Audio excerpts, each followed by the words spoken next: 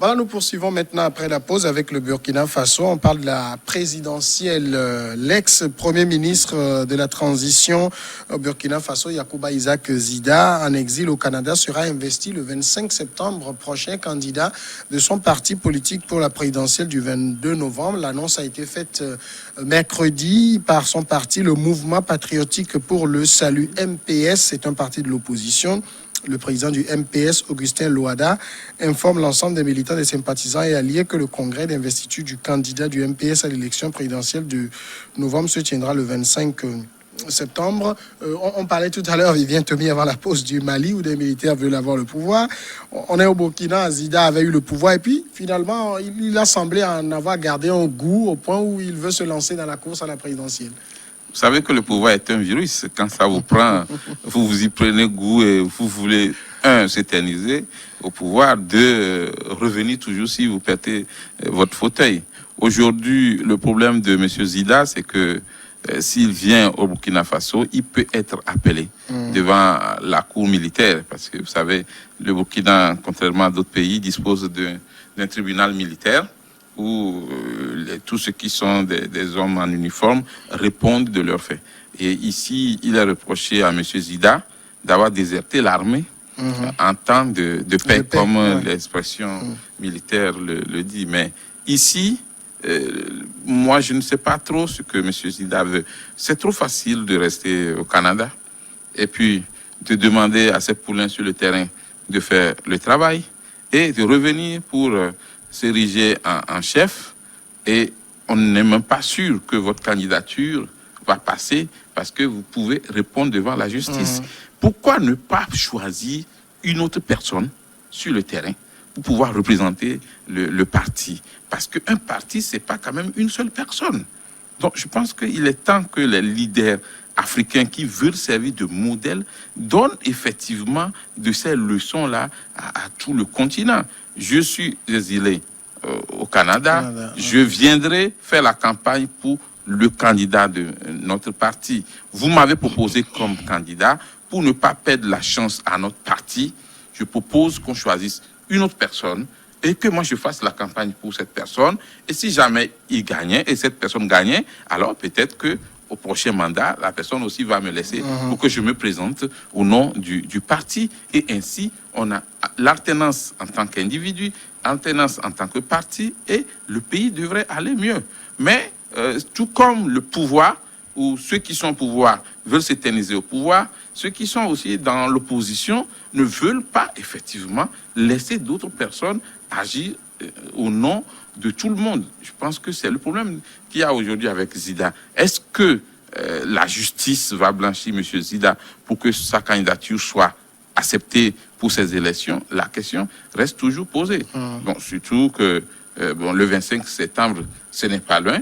On verra très bien, parce que là, avec le président Kaboré, ce n'est pas tellement les bonnes relations. Et dès qu'il arrive, vous savez, quand le chef de l'État, chef suprême de l'armée, prend sa plume pour vous radier de l'armée pour faute grave, ne pensez pas que ce monsieur qui est toujours au pouvoir va se laisser affaiblir par une décision et une contre-décision. La personne va tenir sur sa position, et surtout que vous êtes un potentiel adversaire à lui, donc il ne va pas accepter.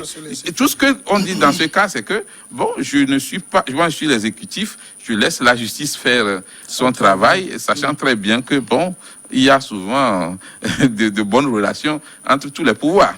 Yacouba Isaac Zida, c'est un militaire, mais vous noterez que depuis un moment, on ne l'appelle plus colonel parce qu'il a été radié des effectifs de l'armée. Il a fait la période de transition. Est-ce que finalement, c'est un monsieur qui se reprochait des choses au point où il a peur de rentrer dans son propre pays? Oui, et il a été le président de son parti, et le mouvement pour le salut. C'est ça, le mouvement pour le salut du peuple. Ah non, c'est sa candidature. Et ce qu'il faut, bon, ça, c'est de leur droit de chercher, et comme Tommy vient de le dire, X ou Y pour être leur candidat. Ils ont fait leur choix est est tombé sur Zida. Le président d'honneur. Le président d'honneur du parti. Mais c'est les gens, les militants qui sont à l'intérieur et les cadres du parti qui le sollicitent officiellement pour qu'il soit candidat. Maintenant, mais on sait comment ça se passe. Oui, moi je le dis officiellement. Je demande aux femmes et aux hommes de mon parti, mais allez sortez, dites c'est moi, et puis on me propose. C'est de l'intérieur qu'on sollicite comme d'habitude. Sa candidature. Bon, maintenant, la question qu'il faut se poser, c'est que est-ce que c'est possible qu'il soit réellement candidat ou qu'il participe à cette élection présidentielle. Et Tommy vient de le dire, il y a des soupçons qui pèsent sur lui, il a des problèmes avec son pays, c'est pour cela qu'il s'est exilé. Il n'est pas au Canada comme touriste, mais comme il est au Canada comme exilé. Donc, en dehors de la reproche qui lui est faite comme quoi de diversion et d'insubordination, parce qu'entre-temps, le président de la République, qui est chef suprême des armées, lui a demandé de rentrer. Il a refusé. Donc actuellement, il a des problèmes avec son pays sur le plan militaire. On lui reproche d'insubordination et de désertion en temps de paix. En dehors de ça, sur le plan civil, et on lui reproche aussi sa gestion peu orthodoxe de la transition. Et aussi la répression d'une manifestation en 2014. Au temps où il était Premier ministre. Donc tout ça là, ça n'augure pas de bonnes conditions de participation à cette élection pour le colonel Zida ou monsieur Zida. Et effectivement, c'est très sûr. On peut quand même dire qu'il a des problèmes avec son pays et que s'il rentre au Burkina Faso, il y a quand même beaucoup de gens s'accordent à le dire qu'il a d'abord à répondre à la justice de son pays et ce n'est pas sûr qu'il peut quand même remplir les conditions pour être candidat.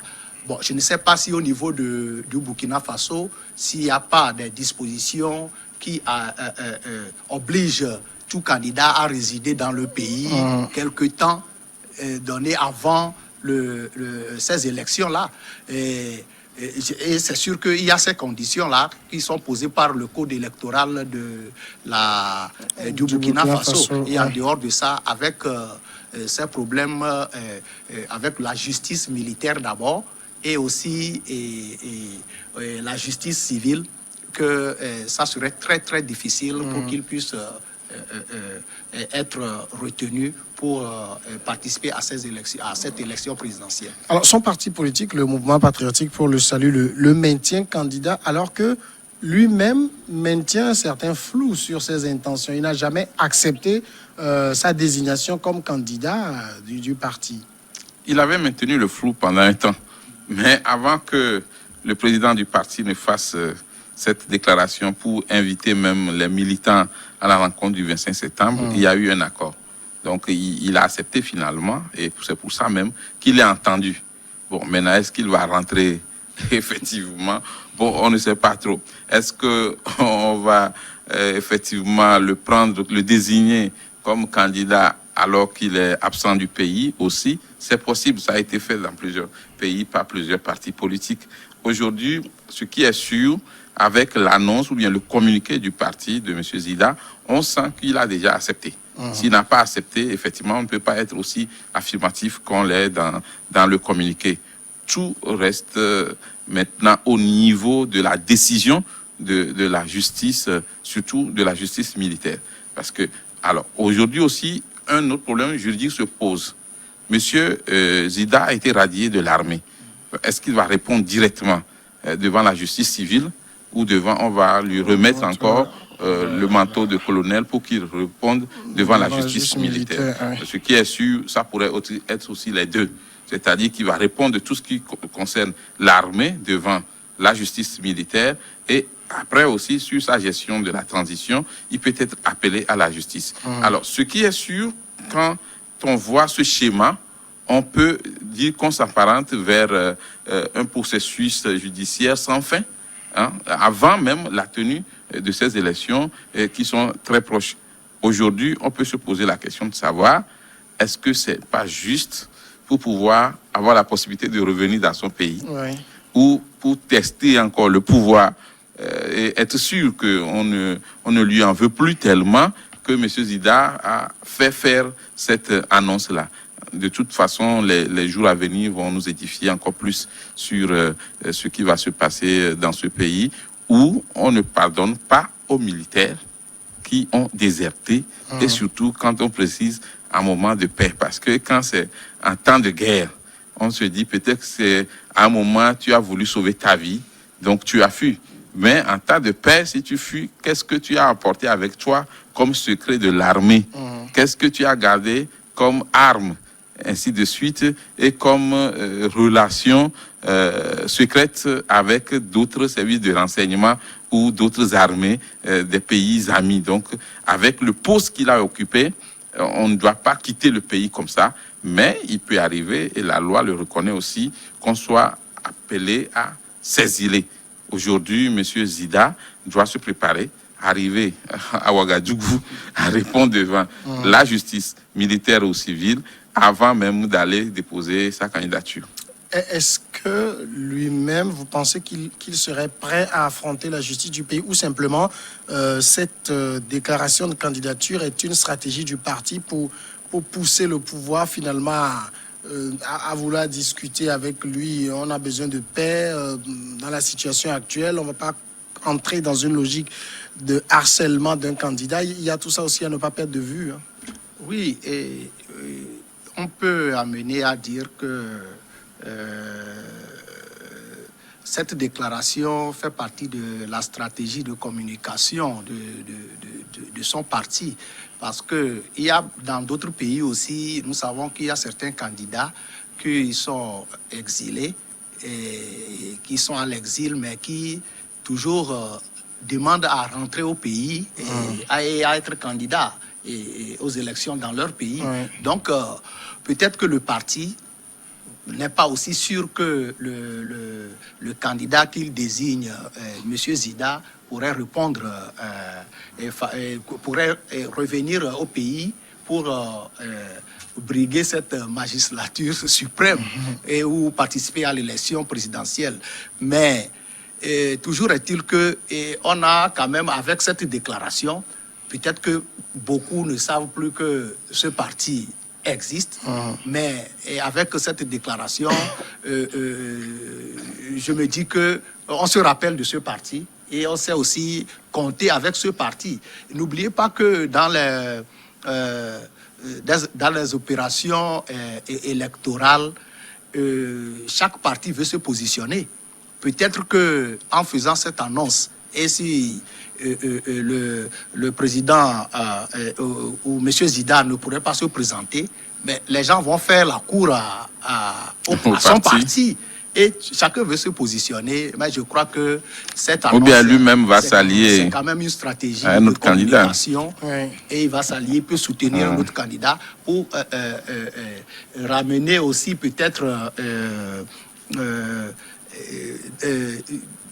pour s'imposer sur l'échiquier politique. Donc, ce n'est pas l'annonce là n'est pas quand même gratuite, et je crois que c'est politique. Alors, quand on voit aussi ce que Isaac Zida a fait, Premier ministre de la Transition, et ce qu'il est devenu après, c'est ça qui fait dire à beaucoup que des militaires dans une transition, c'est pas forcément la meilleure chose qui peut arriver. Non, mais je pense que c'est ce qui a été dit au Togo. On dit, si tu veux, en tant que militaire, faire la politique ou briguer des fonctions politiques, tu as le droit de démissionner. Vous avez, dans la plupart des pays, c'est comme ça. Oui, vous avez un président de parti qui était un ancien officier. Mais bon, aujourd'hui, personne ne parle plus de son côté militaire. Donc, est-ce que les militaires sont la solution? Je crois que la preuve est là, ce n'est pas vrai. Du coup d'État, il y a une révolution et c'est les civils qui sont allés le chercher pour qu'ils puissent, qu'ils l'ont désigné ou bien qu'ils l'ont proposé pour diriger la transition. Donc, peut-être qu'il bénéficie toujours de ce soutien-là d'une partie de la population du Burkina et que, bon, au fait, la question que moi je me pose, c'est pourquoi il a dû quitter le territoire. Non, mais en fait, quand on était parti le chercher, il pouvait démissionner de l'armée. Oui, mais on a accepté que c'était une transition. On a accepté qu'il soit. Oui, mais il pouvait toujours, parce qu'il a le droit, il pouvait démissionner de l'armée. Voilà. Et aujourd'hui, l'armée ne serait plus obligée de le radier. Ça allait résoudre une partie de son problème.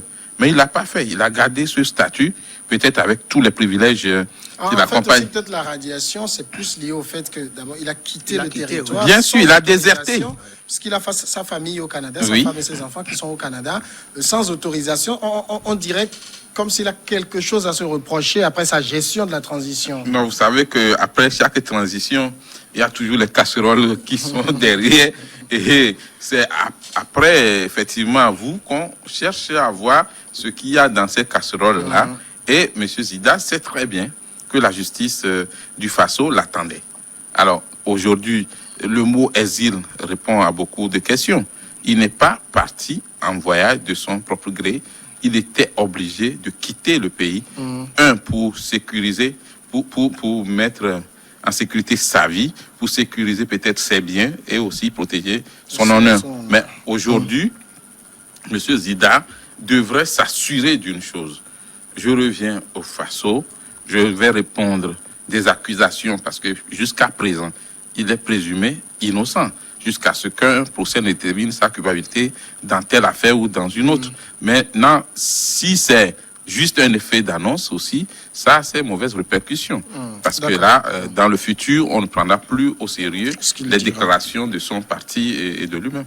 Voici la pause maintenant et puis le dernier sujet.